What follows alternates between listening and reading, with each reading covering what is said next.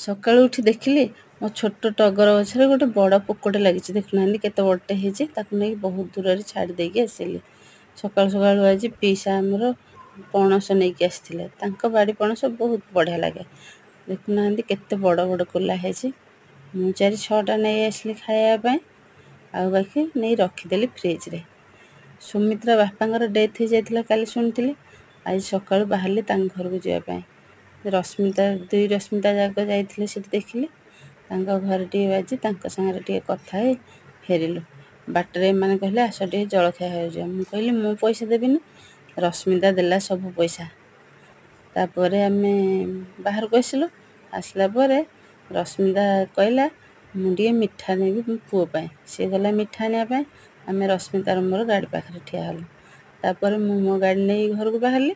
ସେମାନେ ତାଙ୍କ ଗାଡ଼ିରେ ଫେରିଗଲେ। ସେମାନେ 2 ଜଣ ଯାକ ଗୋଟେ ଗାଡ଼ିରେ ଆସିଥିଲେ। ସେମାନେ ଫେରିଗଲେ ତାଙ୍କ ଘରକୁ। ଆସିବା ପରେ ଆସିକି ଏବେ ଘରେ ଦେଖିଲି ଆଜି ରଜ। ମୁଁ ପିଠା କରିନଥିଲି। ଆମ ଝିଅ ଆଜି ସଜବାଜ ହେଇ ପିଠା ନେଇକି ଆସିଛି ଘରକୁ।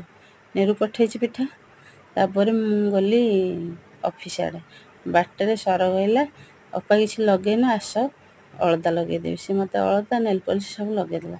ଆମ ଝିଅ ରଜରେ କେତେ ସଜବାଜ ହେଇଛି ଦେଖୁନାହାନ୍ତି। ପାଉଁଜି ପିନ୍ଧିନି, ପକେଇ ଦେଇଛି, ପୁଣି ପିନ୍ଧିକି ମୋତେ କହୁଛି ଫଟୋ ଉଠାଅ ବୋଲି। ବହୁତ ବଢ଼ିଆ ହେଇଛି ନା।